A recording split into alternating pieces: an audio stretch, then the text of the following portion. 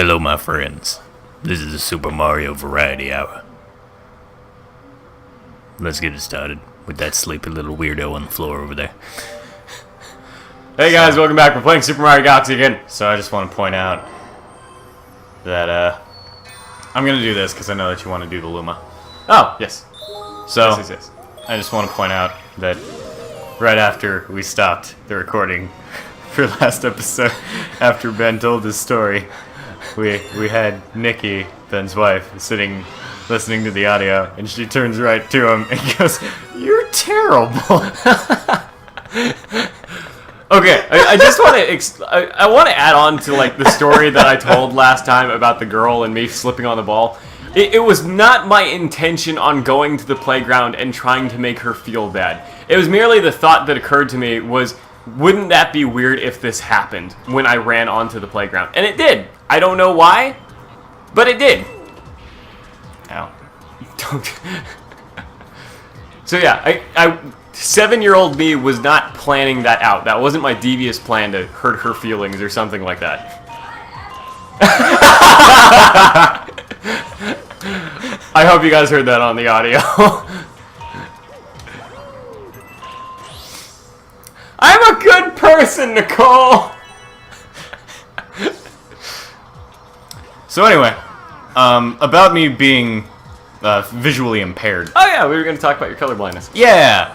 So, on topic of the playground of Buena Vista Elementary School and balls, I was running around one day, and none of my friends were there that day, and this was back in first grade. Yeah. And I was just kind of running around. I didn't really have anything to do. Didn't have anyone to hang out with. Yeah. And over kind of near the blacktop, you remember how like there's the blacktop and then there was the soccer field and then there was like that other little patio? Chubby Luma. Like how there was the blacktop, the soccer field, and then that other patio off to the side? Yeah. There were some guys playing soccer there. And I love this guy. I was running around and I looked up into the air because like I heard someone shout something and everyone on that patio turned to me and I was like, what's going on? And so I looked up in the air and there was a soccer ball coming straight at my face. And like, luckily, it was partially deflated. Yeah. So, I'm guessing by that fact that it hit you.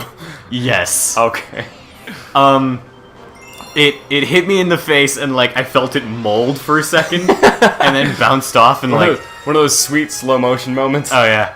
And like all of them came running up to me and they're like, "Are you okay?" And I'm like, "Yeah. Where I'm am I? good. I'm okay." And like I was trying not to cry. Yeah. But please don't do this again. I've already done this level once before on a video. But Alright! God dang, the biggest one. So anyway, so I got hit in the face by the soccer ball, Yeah. and like I was trying to brush it off, and I went into class after that, and like you know how after you get hit by something like really hard, it starts to heat up. Yeah. Like it did that, and so my face, got kind of red tinted from all the blood rush and like all the heat. Yeah. And I went into class, and all the kids were like, "Dude, what happened?" And I was like, "I got hit in the face with a soccer ball."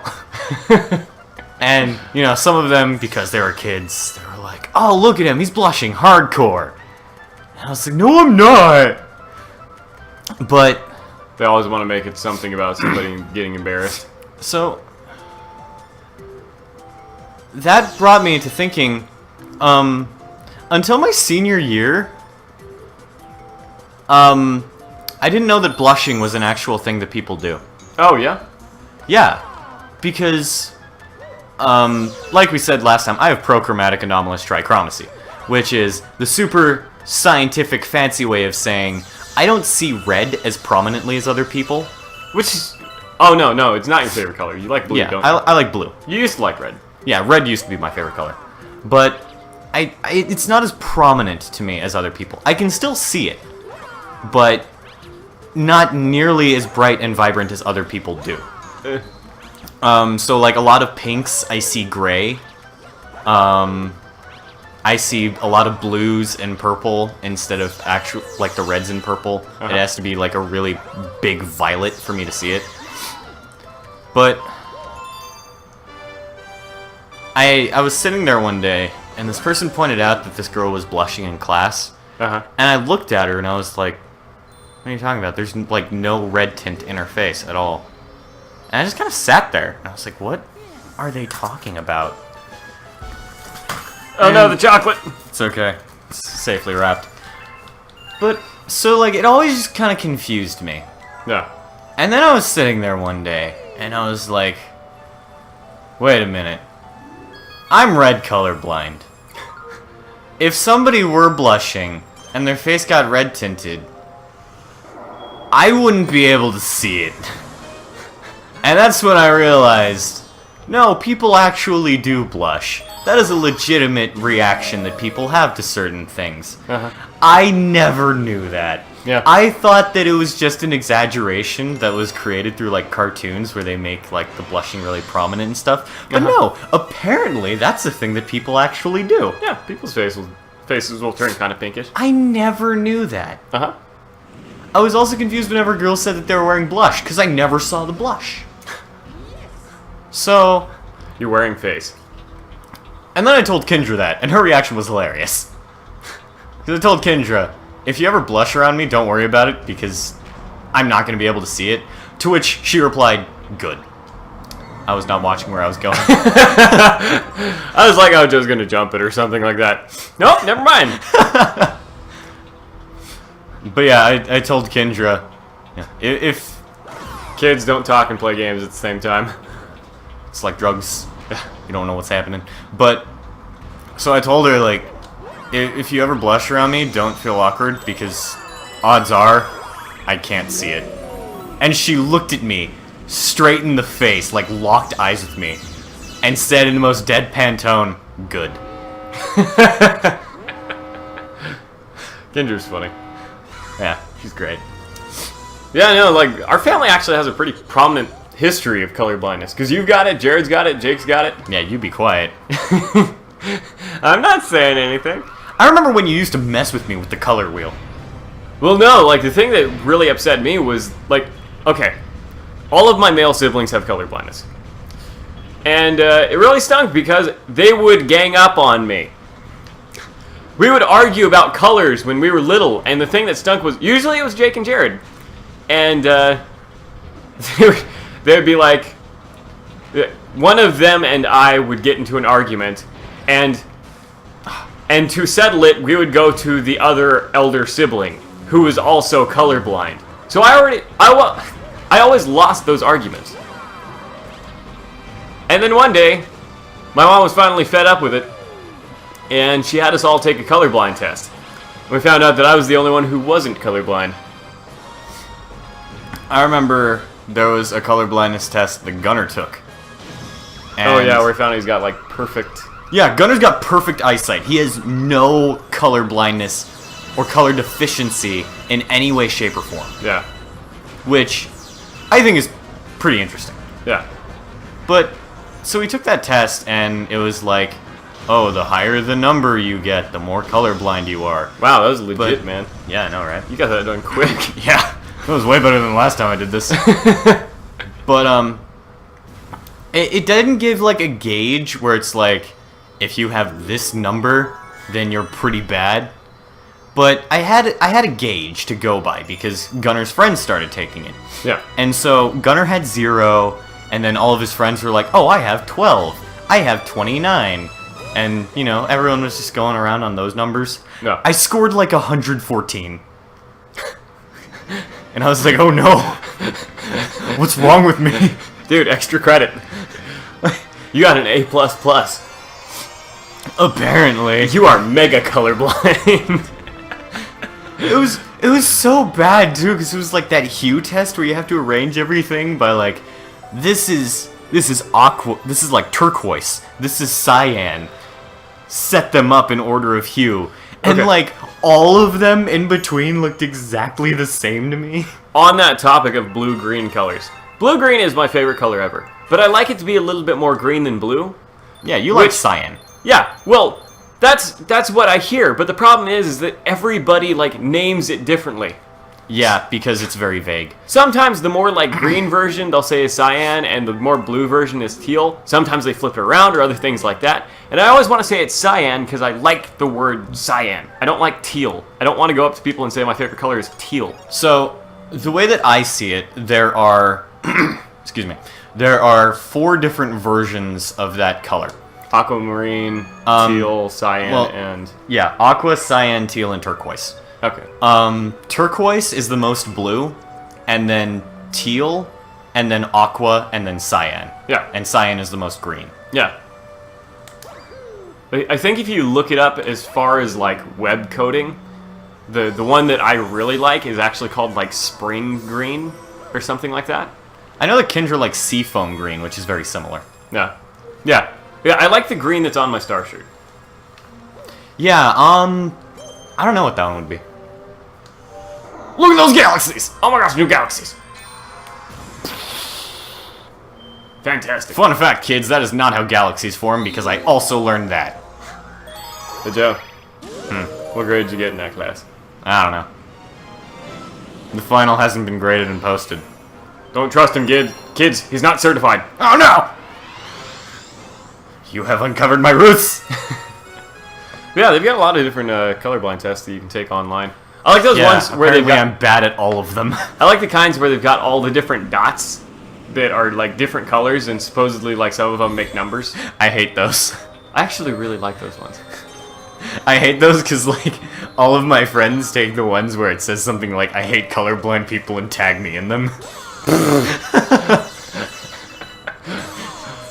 But I think it's also kind of cool because, like, you're colorblind, which means that you see colors in a different way, which means that a lot of the colors that you would choose as an artist are different than what people with natural, like, normal eyesight would use. Yeah, and, like, I've talked to Courtney about it, and I was like, yeah, because you explained that to me, and I was like, oh, yeah, that's a good way of looking at it. So, Yeah. like, that's how I've looked at it ever since. Yeah, you have your own original color palette. Yeah, and so, like, I explained that to Courtney, and I was like, coloring is really hard for me.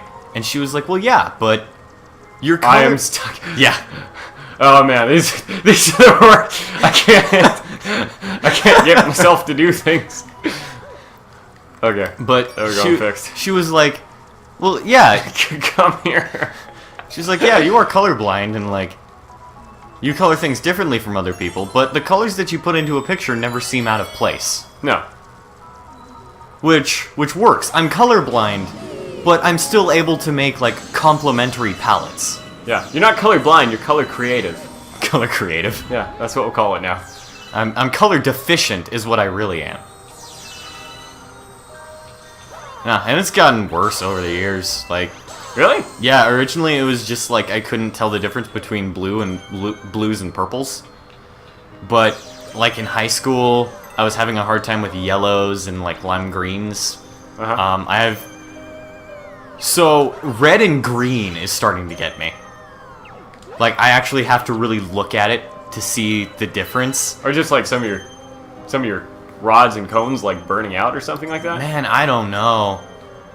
I don't know what's happening, but my colorblindness has been getting like gradually worse as I've gotten older. Well, you've also got a pretty heavy prescription on glasses, so... Yeah, seriously. I need a new prescription. I also need... Really?